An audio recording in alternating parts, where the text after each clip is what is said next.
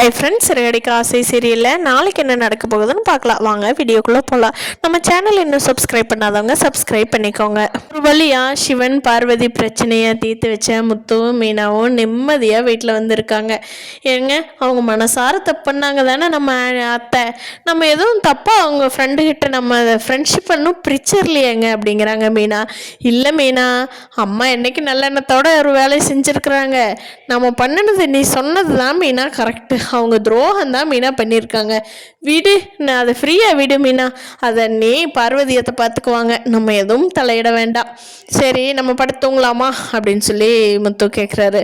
ஆமாங்க, இன்னைக்கு என்னவோ எனக்கு ரொம்ப மனநிறைவாக இருக்குதுங்க அப்படின்னு சொல்லிட்டு மீனாவும் வந்து ரொம்ப ஜாலியாக நல்ல விதமாக பேசிட்டு நல்லபடியாக ஃப்யூச்சரை பற்றிய பிளான் எல்லாம் யோசிச்சுட்டு நம்ம சீக்கிரமாக ஒரு ரூம் கட்டணும் அப்படின்லாம் பேசிக்கிட்டு ஜாலியாக பேசிகிட்டு இருக்காங்க. இங்கே விஜயா தான், சே இந்த முத்துவும் மீனாவும் நம்மளோட ஃப்ரெண்ட்ஷிப்பை கெடுத்துட்டாங்களே. விஜயாவை பற்றி நான் அவனோட பையன்கிட்ட சொன்னால் இவங்க எப்படி நம்மளை இது பண்ணலாம்.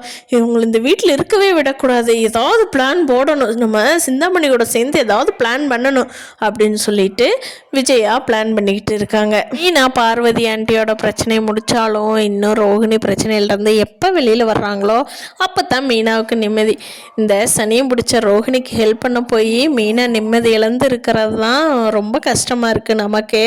ஸ்ருதிக்கிட்டவோ முத்துக்கிட்டவோ மட்டும் மீனா இந்த விஷயத்த சொல்லிட்டாங்க. வீட்டில் நடக்கிற விஷயமே வேறு மாதிரி இருக்கும். சிறகடிக்க ஆசை சீரியல் வேறு லெவலில் இருக்கும். பார்க்கலாம் ஃப்ரெண்ட்ஸ்.